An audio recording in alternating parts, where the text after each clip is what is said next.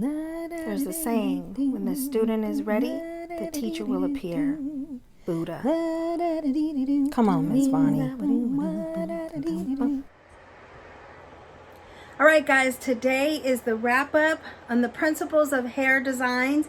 And today you're going to be learning about shapes and forms and understanding the principles of hair design. So I hope you enjoy. God bless you guys. And thank you so much for watching my videos to the end and clicking on that like button. Forms and space. This is the conclusion of understanding the principles of hair design. By me, Ms. Vani. Form is the mass or general outline of a hairstyle. It's three-dimensional. It has length, width, and depth. Form may also be referred to as the volume. So think of it this way, like a hairstyle that you look at. If you really pay attention to the outer lines of that hairstyle, my favorite hairstyle to think of is an A-line haircut, only because the shape of it is so sharp. Or you could think of a bob haircut. And if you follow those lines, the outer part of it, the way it goes around and down straight across where it's weighted at the bottom and it's very blunt, that is your form. Space is the area surrounding the form or the area of the hairstyle that the hairstyle occupies.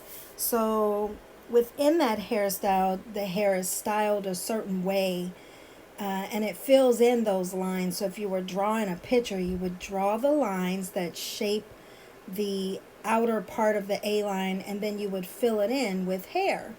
And it could be curled or it could be straightened, but the area inside of that that's filled in is the space. Design texture refers to the directional wave patterns or the illusion of motion in the hair. All hair, including straight, wavy, curly, or overly curly, has its own unique directional pattern and movement. So anytime we're talking about texture or design texture for that matter, it's really the direction of how the hair is going. So whether you used your wand to give it curls or form it into Hollywood waves to the most blunt, straight textured hairstyle, all hair has a direction that it's flowing in, whether it's straight out of the scalp going down to an angle, or if it's curled, or if it's overly curly in a fluffy fro. That is your design texture. Now there's different ways of getting texture in hair design. So you can create your own design texture, and you can use styling tools like thermal tools. That would be flat irons, your curling irons, crimping irons, your wands, even blow drying with the round brush. Or you can do it with wet styling techniques, and that would be like with flat pin curls, stand-up pin curls. So you kind of get the picture there.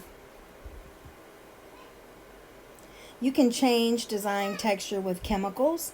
So if someone has overly curly hair, and it's fluffy and they don't want it to be that full mass of hair, you can use chemicals such as sodium hydroxide to create a straighter texture in the hair.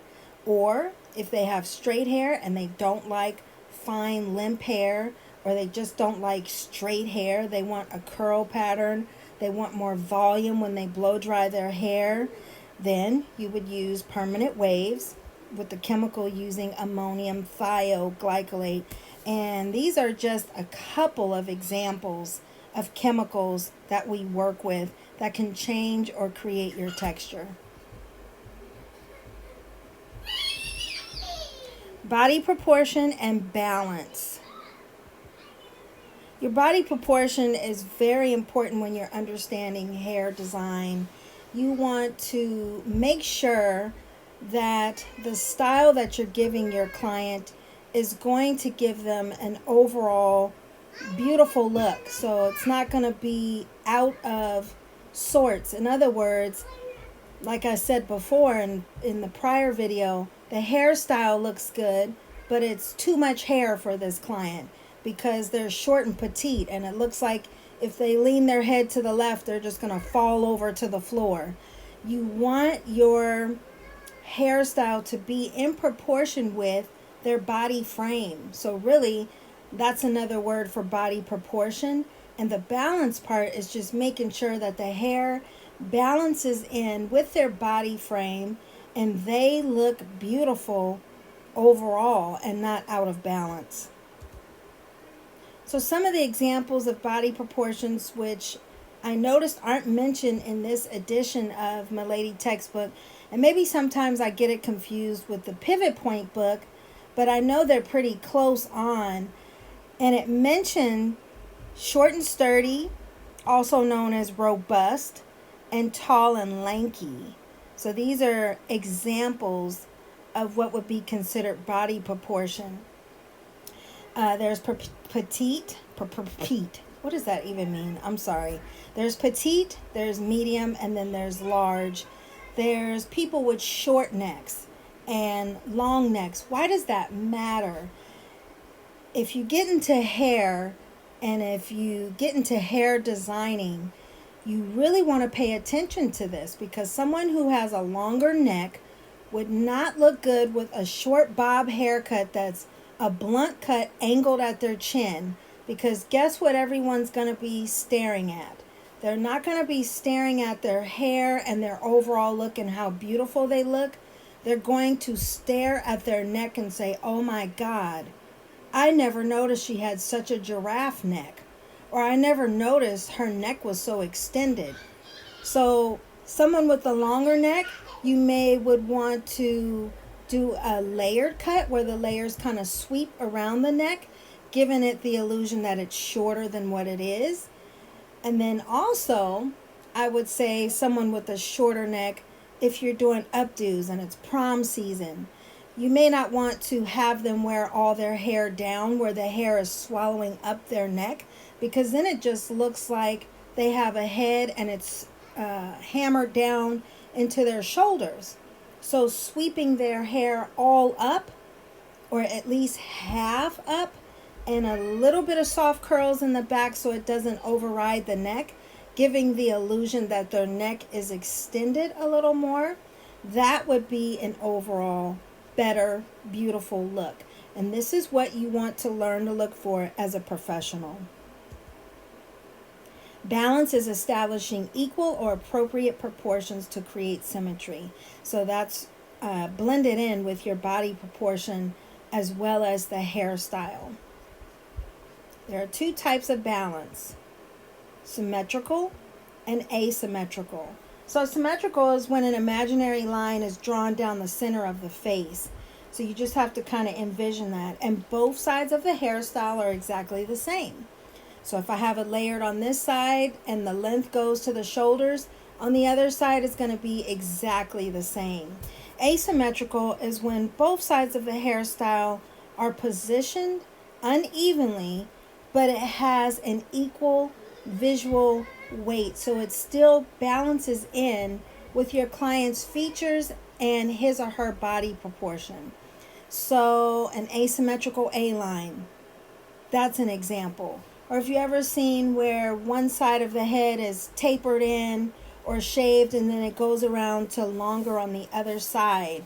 But if you look at the person in the center, they still look balanced. In other words, it doesn't look like they're going to fall over to the left or to the right wherever the longer hair is, because it evens out, maybe because of the shape of their face, their body frame just evens it all out. So that's asymmetrical, where it's physically uneven, but visibly it looks even, or equal, I should say.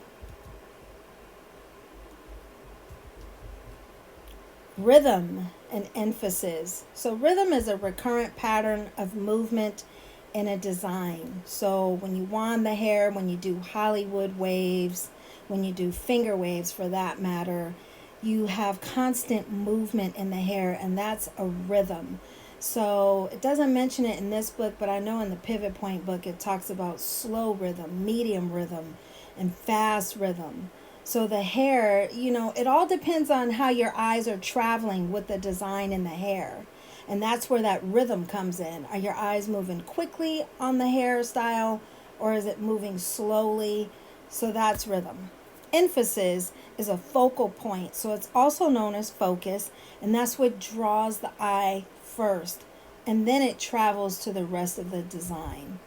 So, for instance, let's say if we did a cute bob haircut or a cute stacked A-line cut, and then we did a beautiful fuchsia faded into a purple color, that focal point or the emphasis may be on the color, and then your eye travels to the rest of the haircut. So that would be emphasis. Harmony. Harmony is the creation of unity in a design, and it holds all the elements of the design together. To me, that's kind of self-explanatory. It's in harmony with the client's features, with her body frame, the style, everything just flows together. And when you look at her, you say, oh my God, you look so beautiful. Who did your hair?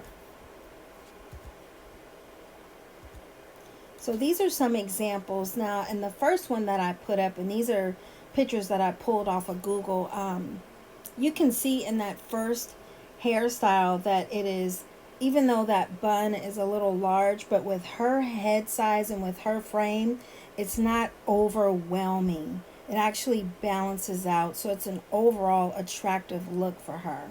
Now in the second one, and this isn't just because I don't like the hairstyle, but maybe I don't like the hairstyle because it's overwhelming to me for her face. Now don't get me wrong, her face, she could actually wear bangs. However, if you look in the bang area, it's too much bang. It's too thick, so it overwhelms her forehead area. And also it's making her face look swallowed up by the hair. Now this, not just because I love Marilyn Monroe, but this is an overall beautiful style for her. It balances in with her body frame, with her face shape, and if you just look at that line, invisible line down the middle of her face, you can see where the balance is symmetrical, and it's just a gorgeous overall look. Now this is an example of out of balance. The rhythm, everything about this style is horrible, and not to mention her neck is a little bit extended, so it's not a short neck and it's not a long neck, but it is a little longer. So honestly, this style does not work for her because her neck is too long. They should have added some kind of curls to kind of dangle down to draw the attention away from her neck. And then the way she positioned her head, she's actually extending the neck even longer. So the only thing I can see is too much hair on her head, and her neck looks extremely big. Now this is another beautiful, elegant hairstyle, and you can see how it just goes into proportion. Now her neck's a little shorter, but because her hair is put all up, you can see where it extended it a little bit so it doesn't swallow her up. The balance of it, the rhythm of it, she has a lot of rhythm in her hair, so your eyes are just drawn all over the place on her head. It's a gorgeous all over look for her. The face shape, her body frame, everything blends in with this look. And then to top it off, her makeup goes well with it. It's just a beautiful look. Now this one I pulled up because I noticed she has a wig on. And so we have to consider these things, that we may be putting wigs on some of our clients' hair. And so even with the wigs, even though you may think this is fake hair, for me, in all the years that I've done extensions, I've always wanted the hair to appear to be real. That's just how it should look. It should not look like someone has a wig on their head. So you still got to consider the body frame You have to consider the features, any special considerations. You want to consider rhythm, balance, all of that, so they still look beautiful even though they're wearing a wig. And in her case, I can tell her neck is a little bit extended. So they kind of did the right thing where they're bringing the hair down over the neck to kind of give it the illusion that it's shorter. So in that case, I would say this is balanced out for her.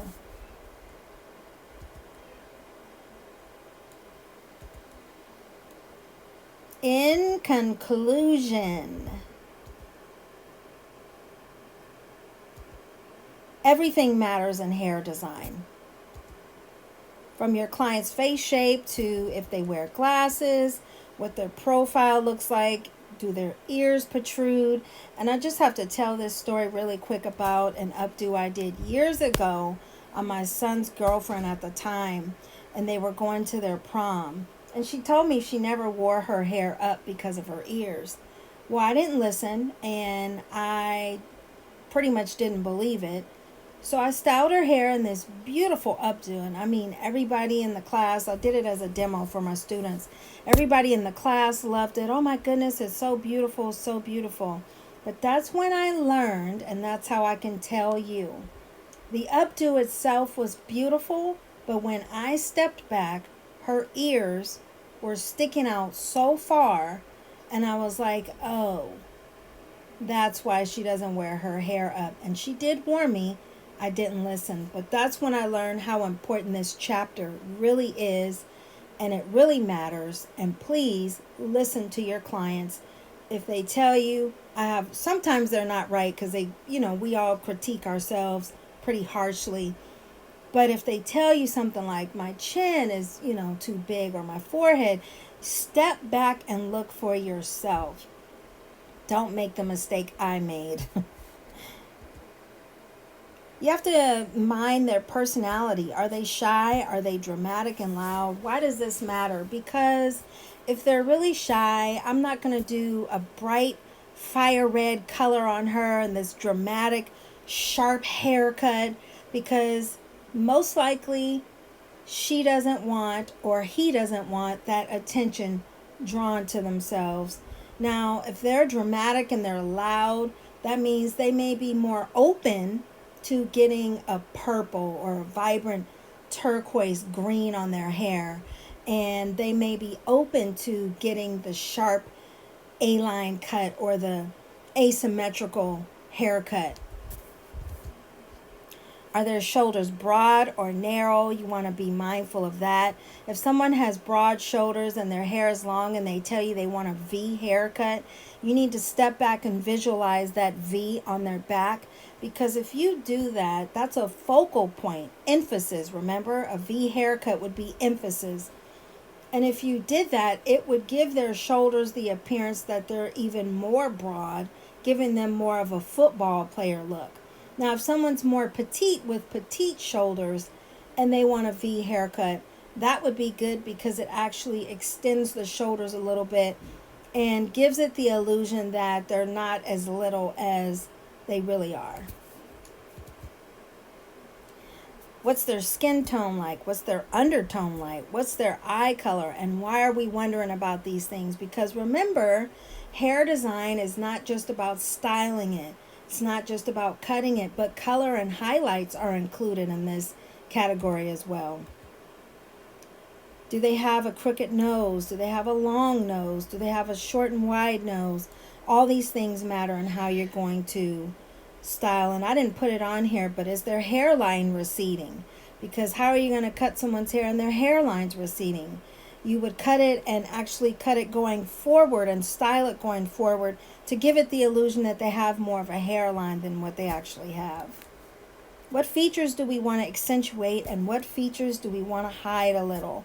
And that's what's so awesome about this chapter, because if you really pay attention to it and really learn from it, this will help you and guide you along the way for learning to be a cosmetologist. Well, guys, I hope you learned something. God bless you. And this is Miss Vonnie's class. See you later.